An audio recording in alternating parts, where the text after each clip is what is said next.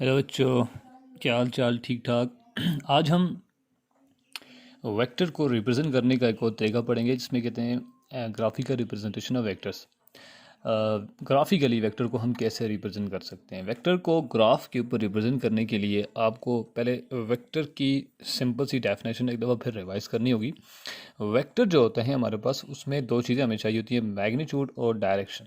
Magnitude को और direction को हम ग्राफ के ऊपर रिप्रेजेंट करने के लिए मैग्नीट्यूड के लिए लाइन का इस्तेमाल करते हैं और डायरेक्शन के लिए हम एरो हेड का इस्तेमाल करते हैं, और यूँ हम एक वेक्टर को ग्राफ के ऊपर हम रिप्रेजेंट करते हैं। वेक्टर को ग्राफ पे रिप्रेजेंट करने के लिए हमारे पास लाइन और एरो हेड चाहिए होते हैं। लाइन फॉर मैग्नीट्यूड और एरो हेड फॉर डायरेक्शन। हमें पता है वेक्टर के लिए हमें मैग्नीट्यूड और डायरेक्शन दोनों की ज़रूरत होती है। ये हमारे पास एक छोटी सी रिप्रेजेंटेशन है एक वेक्टर को रिप्रेजेंट करने की। एक आप देख सकते हैं कि लाइन हमारे पास, ये लाइन हमारे पास है मैग्नीट्यूड, और ये मैग्नीट्यूड को डिनोट करती है, और ये हमारे पास एरो हेड, और ये एरो हेड डायरेक्शन के लिए होता है। तो यहाँ पे हम देख सकते हैं कि जितनी ज़्यादा मैग्नीट्यूड होगी इतनी बड़ी ये लाइन होगी।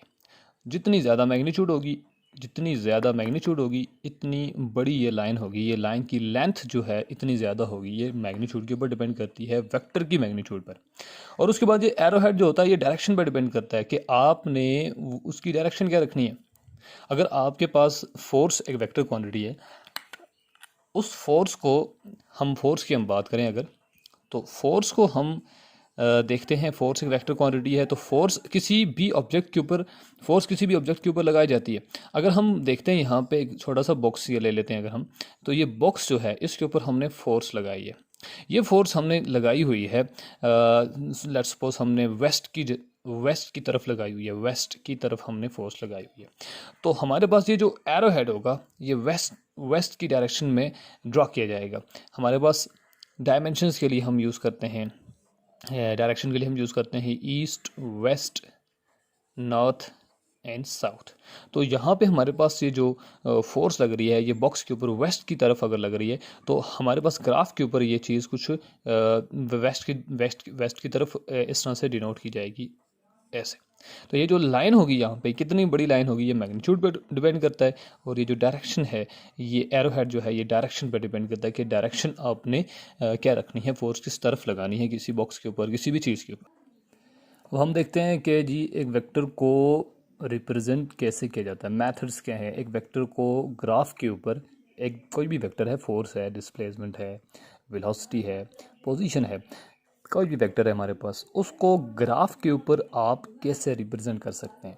इसके हमारे पास ये आपके सामने जो है ये 5 मेन पॉइंट्स हैं, मेन स्टेप्स हैं, मेन मेथड्स हैं। आप इनको फॉलो करके किसी भी वेक्टर को ग्राफ के ऊपर रिप्रेजेंट कर सकते हैं। अच्छा देखिए, सबसे पहले इसमें ये करना होता है ना, आपने डायरेक्शन के लिए आपने यूज़ करने होते हैं जी ईस्ट, वेस्ट, नॉर्थ, साउथ को, या आप कोऑर्डिनेट सिस्टम यूज़ करते हैं। ईस्ट, वेस्ट, नॉर्थ, साउथ ये सिस्टम भी यूज़ कर सकते हैं, नहीं तो आप कोऑर्डिनेट सिस्टम यूज़ करते हैं। कोऑर्डिनेट सिस्टम में हमारे पास एक्स एक्सिस और वाई एक्सिस होते हैं, और वो दोनों एक्सेस जो होते हैं एक दूसरे के साथ परपेंडिकुलर होते हैं। ये हमारे पास कुछ इसका पैटर्न कुछ यूँ होता है।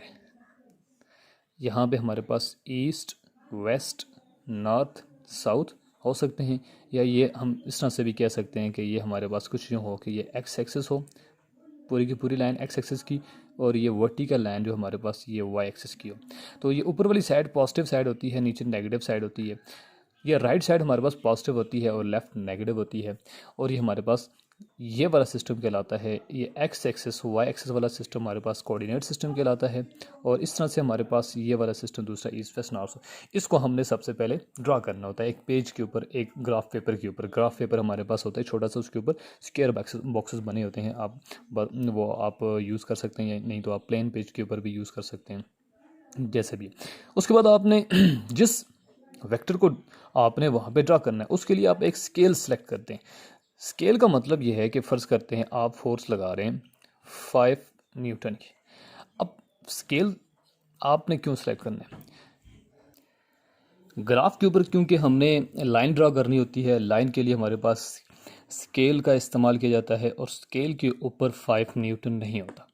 हमने जो वेक्टर ड्रा करना है वो 5 न्यूटन का है, लेकिन 5 न्यूटन का वेक्टर हम ग्राफ के ऊपर कैसे रिप्रेजेंट करेंगे, वहाँ पे तो लाइन ड्रा करनी होती है, लाइन स्केल से होती है, और स्केल के ऊपर हमारे पास सेंटीमीटर में, मिलीमीटर में, इंचेस में, या फुट्स में, हमारे पास फीट में, या इस तरह से हम देखें डिफरेंट यूनिट्स हैं लेंथ की, वो होती हैं।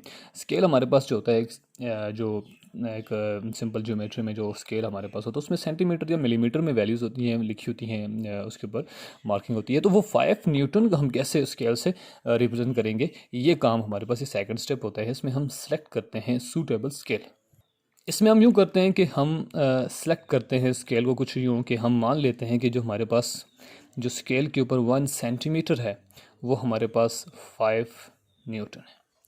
या हम यूँ भी कह सकते हैं कि जो 1 सेंटीमीटर है वो हमारे पास 5 न्यूटन नहीं है, हम 1 न्यूटन ले लेते हैं। तो हम जो स्केल से 1 सेंटीमीटर की लाइन ड्रा करेंगे, असल में वो 1 सेंटीमीटर 1 न्यूटन होगा।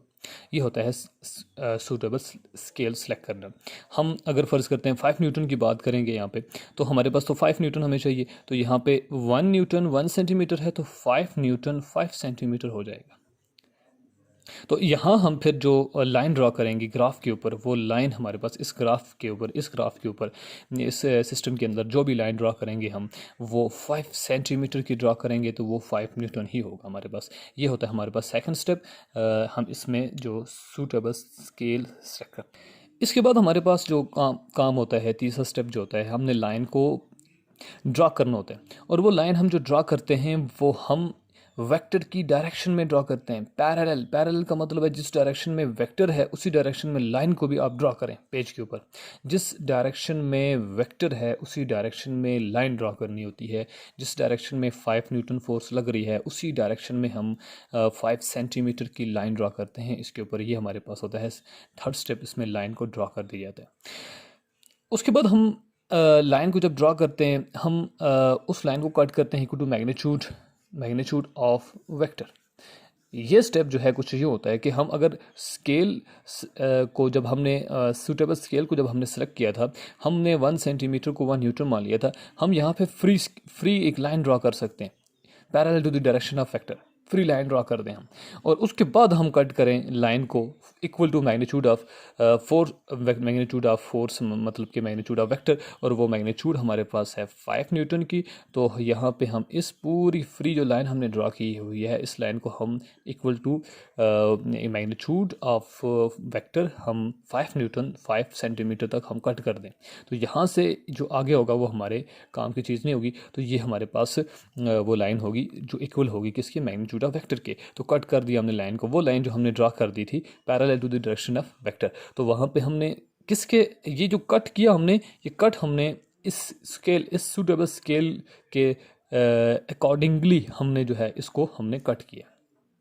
जो लास्ट वन स्टेप है हमारे पास, वो हम एरो हेड जो है वो हम ड्रा करते पुट करते हैं हम, जो भी लाइन होती है उसके आखिर में हम, और ये डायरेक्शन बताती है। ठीक है, हमने पहले मैग्नीट्यूड की बात की, ये 5 न्यूटन 5 सेंटीमीटर वगैरह, और उसके बाद हमने जो आखिर में ये एरो हेड लगाए, ये डायरेक्शन के लिए लगाया। तो ये हमारे पास एक वेक्टर जो है हमने रिप्रेजेंट कर दी। समराइज़ कर देते हैं छोटे छोटे पॉइंट्स हमारे पास कि हम एक वेक्टर को ग्राफ के ऊपर कैसे रिप्रेजेंट कर सकते हैं। तो ग्राफ के लिए हमारे पास जो है ग्राफ पेपर होता है, उसके ऊपर हम एक सबसे पहले एक सिस्टम जो है वो सूटेबल सिस्टम जो भी हमारे पास हो, हम उसको यहाँ पे ड्रा करते हैं ग्राफ पेपर के ऊपर। इसमें ईस्ट वेस्ट नॉर्थ साउथ का जो है हम सिस्टम भी ले सकते हैं, और हमारे पास दूसरा सिस्टम भी होता है एक्स एक्सेस वाई एक्सेस का, वो भी हम ले सकते हैं। उसके बाद हमारे पास जो काम होता है वो हम एक सूटेबल स्केल सेलेक्ट करते हैं, क्योंकि हम 5 न्यूटन की फोर्स या 5 सेंटीमीटर का डिस्प्लेसमेंट ले लें, या 5 सेंटीमीटर या 5 मीटर पर सेकंड की वेलोसिटी ले लें हम, तो वो तो हम स्केल से नहीं सेलेक्ट